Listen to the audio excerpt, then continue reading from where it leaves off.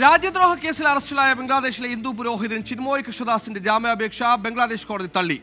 11 പേരടങ്ങുന്ന അഭിഭാഷക സംഘത്തിന്റെ വാദം കേട്ട ശേഷമാണ് ചട്ടോഗ്രാം മെട്രോപൊളിറ്റൻ കോടതി ജാമ്യാപേക്ഷ തള്ളിയത്. രാജ്യദ്രോഹ കേസുമായി ബന്ധപ്പെട്ട് നവംബർ 25-ന് അറസ്റ്റിലായ ഇസ്കോൺ സന്യാസി ചിന്മോയ് കൃഷ്ണദാസിന്റെ ജാമ്യാപേക്ഷ ബംഗ്ലാദേശിലെ ചാറ്റോഗ്രാം കോടതി തള്ളി. 11 അഭിഭാഷകരടങ്ങുന്ന സംഘത്തിന്റെ അരമണിക്കൂർ നീണ്ട വാദത്തിനു ശേഷമാണ് മെട്രോപൊളിറ്റൻ സെഷൻസ് ജഡ്ജ് ജാമ്യാപേക്ഷ തള്ളിയത്. കേസ് കെട്ടിച്ചമച്ചതാണെന്നും ചിന്മോയ് കൃഷ്ണദാസ് പ്രമേഹം ഉൾപ്പെടെയുള്ള ആരോഗ്യ പ്രശ്നങ്ങൾ നേരിടുന്നുണ്ടെന്നും ജാമ്യാപേക്ഷയിൽ പറയുന്നു. എന്നാൽ ഗുരുതരമായ രാജ്യദ്രോഹ കുറ്റമാണ് നടത്തിയതെന്ന് ചൂണ്ടിക്കാട്ടിയാണ് ജാമ്യാപേക്ഷ തള്ളിയത്. ആദ്യഘട്ടത്തിൽ ജാമ്യാപേക്ഷ പരിഗണിച്ചപ്പോൾ ചിന്മോയ് കൃഷ്ണയുടെ അഭിഭാഷകനെ ഒരു കൂട്ടം ആളുകൾ വീട്ടിൽ കയറി ആക്രമിച്ചതായി ആരോപണം ഉയർന്നിരുന്നു.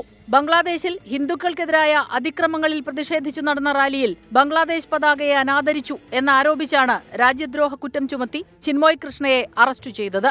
അറസ്റ്റിനെ തുടർന്ന് കോടതിക്ക് മുന്നിലുണ്ടായ സംഘർഷത്തിൽ ഒരു അഭിഭാഷകൻ കൊല്ലപ്പെടുകയും നിരവധി പേർക്ക് പരുക്കേൽക്കുകയും ചെയ്തിരുന്നു. News desk 24.